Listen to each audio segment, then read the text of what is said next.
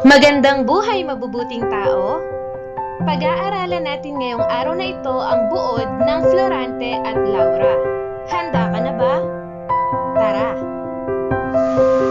Sa isang madilim na gubat ay may isang lalaking nagngangalang Florante na nakagapos sa puno ng higera. Bagaman ito ay may kaawa-awang itsura, ay bakas pa rin sa kanyang mukha ang mala-Adonis na itsura. Labis nitong pinagdaramdam ang naudlot na pag-iibigan nila ng kanyang sintang si Laura. Hindi niya lubos na maisip na pagtataksilan siya ni Laura at sumama kay Conde Adolfo. Gayong labis naman ang pag-ibig na alay nito para sa dalaga. Sa kabilang banday, naroon din sa gubat si Aladin. Katulad ni Florante, si Aladin ay mayroon ding dinadalang kabigatan dahil si Flerida na kanyang mahal ay inagaw ng kanyang ama na si Sultan Ali Adab. Habang nagdaramdam si Aladin, ay narinig niya ang mga ungol at buntong hininga ni Florante. Hinanap niya ang pinanggagalingan ng mga ingay na iyon. Nagkataon, nang makita niya ang kinaroroonan ni Florante, ay napalilikiran naman ito at aakmain na ng dalawang leon.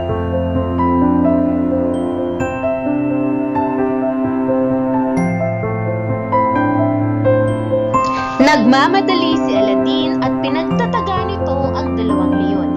Agad nitong pinutol ang mga tali na nakagapos kay Florante. Dahil sa pagod ay nawalan ng malay si Florante.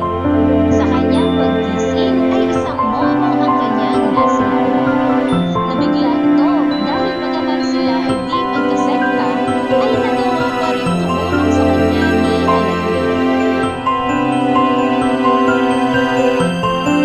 Binantayan ni Aladin si Florante magdamag dahil sa pangambang makagat siya ng mga pagala-galang hayop sa gubat.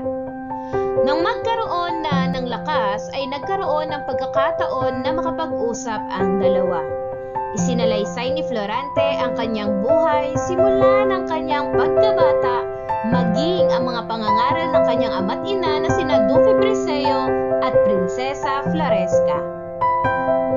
Nabanggit niya rin ang pagbabalat kayo ni Adolfo noong sila'y magkamag-aral pa sa Atenas at ang matinding lungkot na kanyang dinanas nung makatanggap siya ng isang liham na nagsasabing patay na ang kanyang ina.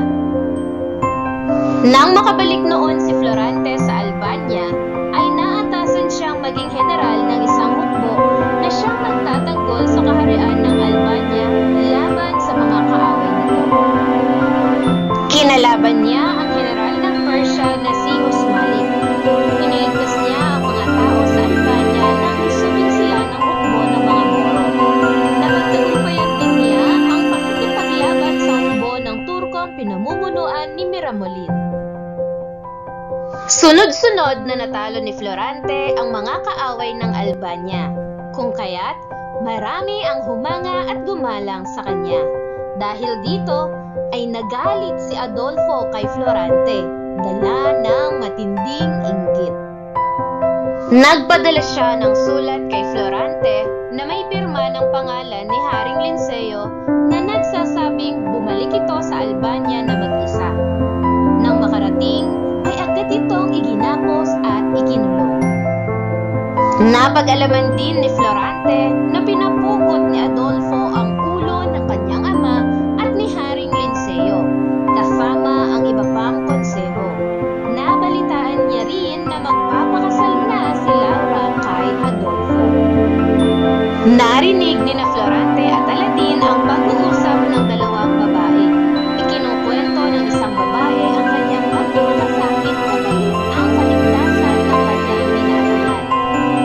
Natigilan ang dalawang dalaga sa pag-uusap nang biglang dumating sina Florante at Aladin. Ang dalawang babaeng ito ay sina Laura at Flerida. Naging isang paraiso ang gubat nang muling magkatagpo ang apat. Isinalaysay din ni Flerida ang ginawang pagliligtas niya kay Laura. Habang nag-uusap ang apat, ay dumating si Menandro kasama ang kaniyang hukbo mula sa Etolia. Nagdiwang ang mga ito dahil sa pagkakaroon ng bagong hari at reyna ng Albania. Ang mga Moro na sina Aladin at Flerida naman ay pumayag na magpabinyag. Bumalik si Aladin sa Persia matapos mamatay ang kanyang ama na si Sultan Ali Adab.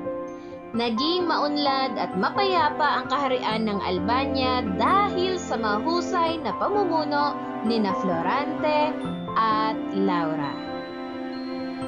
At dito na nagtatapos ang maikling buod ng Florante at Laura. Salamat sa pakikinig. Bye-bye!